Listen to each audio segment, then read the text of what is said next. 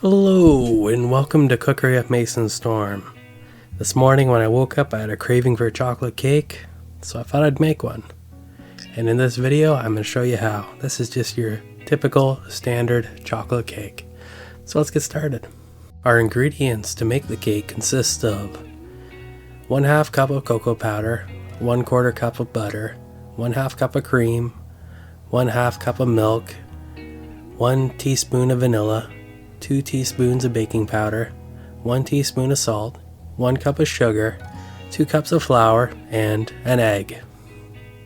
And now we can begin the process. We're going to do the double bowl technique. So going to add the egg to the bowl, and then we're just going to beat the egg. And the double bowl technique is to do 1 bowl for the wets, 1 bowl for the dries. And now we're going to add our milk and of course our cream to this. And then I'm going to add the vanilla. And I melted the butter a little bit in the microwave, so I'm going to add that now as well. Perfect. And then I can give that a little bit of a stir, make sure it all kind of combines. And once it starts to combine, it doesn't take very long, I'm going to add the sugar to this. Because sugar goes in with the liquids, and that's just the way I see a lot of people doing it, and it seems to work out pretty well. So we add the sugar, and then we just mix it up a little bit. And that's kind of it for our wet stuff. So we'll set that aside once we're done mixing and combining the ingredients here. And now that we're done with the wets, it's time to work on our dries.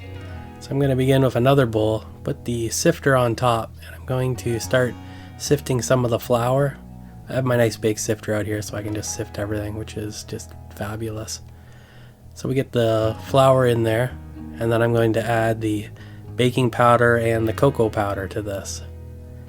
Now the reason why I do that is you don't want to have clumps of baking powder because it tastes terrible, and the cocoa powder likes to clump up, but this is a freshly opened bag of it and it seems pretty good yet, but if you have any in your counter and you don't use it all the time, it can kind of clump up a little bit and it kind of sucks. So once we have all that kind of sifted through, then we can lift it up, toss our salt in, and then dump out whatever's left in the sifter, like so. And now I'm going to go grab that metal wire whisk thing I have. I recently got it for Christmas, and it works really good for doing the wet mixing of stuff as well as the dry powdery stuff like this.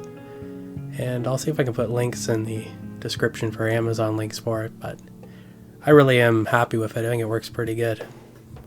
It's like a more sturdy version of a whisk that's less likely to clog. And now we're going to add in some of our liquids. This will be done in several pouring steps. Now I figured this would be the ultimate torture test of this style of mixing apparatus, because this is an incredibly sticky dough and it just sticks to everything. And as you can see, it works better than a standard one, but still clogs up in the end, so a wooden spoon's probably best. And then we add in the rest of our moisture mix and then we mix it some more. Of course I got a little bit on the counter, just thought I'd dump that back in, and time to go grab the wooden spoon and finish mixing this thing together. Recipes like this are very easy to make, and pre-combining the dries and the wets really makes it easy to finish the mixing process and combining this to make the cake batter. So it's really easy to make, really quick to make a cake like this. If I wasn't filming, I could probably make one of these in 10 minutes, provided I already had the stuff all measured out to begin with. And now to get our process started, I got myself a nice bundt pan. You can use whatever type of pan you want, but just make sure you have it all buttered up and good to go. And then we just maneuver the batter into the pan. This is a really thick batter and it's really sticky, so this took me probably as long as it did to make the stuff to begin with to get it out of the bowl. I'm going to speed it up here quite a bit just to enhance your viewing experience, but this is one thick chocolate cake batter, but it's delicious. Oh, and make sure you don't accidentally dump a whole spoonful of the stuff on the floor. It's kind of a bit of a pain to clean up. Not that I know anything about that or anything. And once we're done with that, we can toss it in the oven. 350 degrees. We're going to cook this thing for about half an hour. At least that's how long it took me to make mine, till it passed the toothpick test. Where you prick it with the toothpick, take it out, and if it comes out clean, you're probably good. And it looks like mine's perfect. So now just let it cool off for about 15 minutes. Set a plate on top of it, flip it upside down, give it a little bit of a shake, and lift off the top. Now if you wanted to, you could make icing for this cake. I was feeling a little bit on the lazy side after going through the effort of making it, but there's always the powdered sugar option.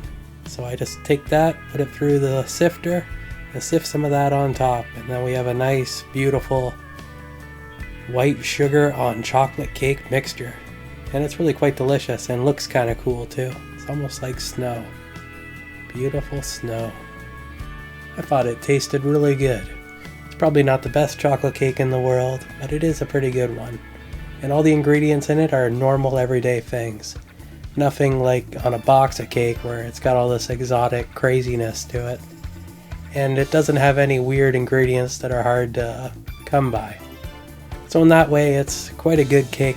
It's a good all-arounder. And as far as ease of making, it's pretty darn easy. So give this one a shot. It's definitely a great cake to have with a cup of coffee.